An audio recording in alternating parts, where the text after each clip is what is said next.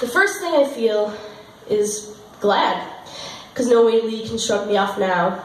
So I just phoned the number I had down, which I knew was right all along. I phone, I say, Lee, it's Effie. We've got to meet. It's important. Don't ignore me, because I won't stop.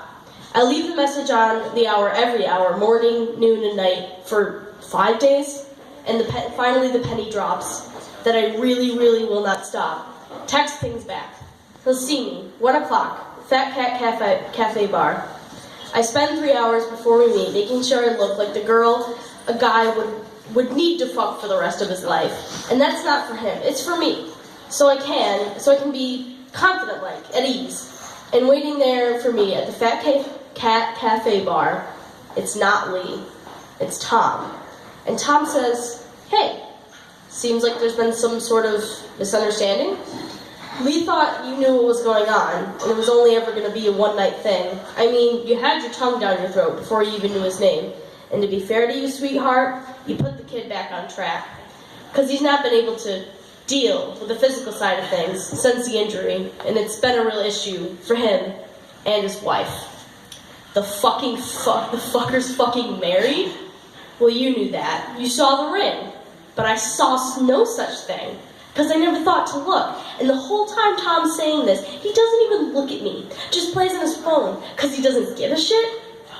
Or because he knows he's being a shit. And there's a tiny bit of him ashamed. And there's this thought forming in my head. I get out my phone, call Lee's number. Tom's phone lights up in his hand. And for the first time, Tom looks at me, says, yeah, sorry. Lee didn't dare give you his real number in case, you know. I keep my mouth shut, because I do. No, I do. Tom says, Effie, you were 2 people, had a great night together. We all like a fuck, let's be frank. And I see him seeing me, stupid slag, nasty skank. And I say, yeah, I know. I'm just pissed off, because I thought I was going to get a fuck tonight. And I look at Tom, and I do not look away. And Tom puts down his phone, says, shall we get a glass of Pinot Gringo? And I say, make it a bottle, why don't you? And he basically fucking runs to the bar. I pick up his phone, swipe through the contacts, find Lee. Listed is not the number I've got. I'm out the door, I ring my sister-in-law. My sister-in-law works for a center phone company. She says, Effie, it's more than my job's worth, and he probably isn't even with us. I say, you fucking do this to me, or I'll tell Steve what happened in Burn Mom. She says yes, and I give her Lee's number, and she gives me his address. Lee's place is in Ellie, other side of the world, but I jump on number 18, and I'm there in 10 minutes. I spend the time working out what to say when I meet his wife. Hi, you don't know me, but your bloke does, intimately. Hi, you don't know me, but you and I are what I like to call cock sisters. In the end, I settle on, hi, you don't know me, but I'm the girl your husband just knocked up.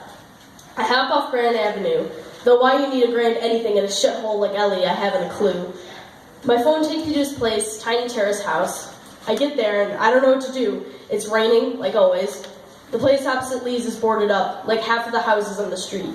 Grass that reaches to my belly in the front yard hides a wrecked car. I push through the battered back door. I'm there with the stinking grime, who knows how long. And then a car losing speed, Lee at the wheel.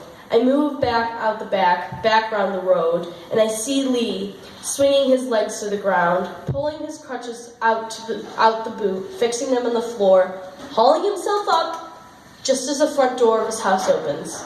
And out comes his wife, one of these girls who's gone thinner than looks good on her. Too much skull showing through the skin, a face that falls into a frown till she probably pulls it to a smile. And when she sees Lee, she doesn't smile. She just watches. And then a girl, 5, 6, who knows with kids, darts out the door past her mom. Pretty little thing. In her you can see how pretty her mom must have been before. The little girl holds out her arms to Lee, and Lee stops. Mom's hand goes to her mouth. Lee lets the crutches drop, and he takes a step on his own. And you can see it's hard, and you can see it hurts, but he keeps on. He limps, skips, staggers, half falls, but makes it to his little girl. Then, steadied by his wife, He lifts the little girl up, flings her in the air, and she shouts, "Daddy!" And I remember shouting like that. And the wife says to me, "Sorry, can I help you?" Because I'm standing on the drive. I walked right up. I'm no passerby. I've come with intent. I've come to tell her. And Lee looks at me, this soldier, this man who was killed, this man who has seen his friend in bits. He looks at me, and I am scaring the life out of him. And he deserves what I'm going to do. He deserves it, and she deserves to know what a liar he is. So I say to his wife, "Hi, you don't know me, but..." And I see Lee look away, bury his face in the little girl's neck, and I see her eyes close. I see her lips move, and though I don't hear, I know what she's saying. She's saying, "Daddy." And I remember. "Sorry, you wanted what?" the wife goes. I say, "Fuck." I say, "Yeah, I'm just trying to find my way back to Grand Avenue." And she says, "Oh, you're not far at all." And I turn, and I walk away. I spare him what he's got coming, and every step away from him hurts, but I can take it, so I do take it for that little girl.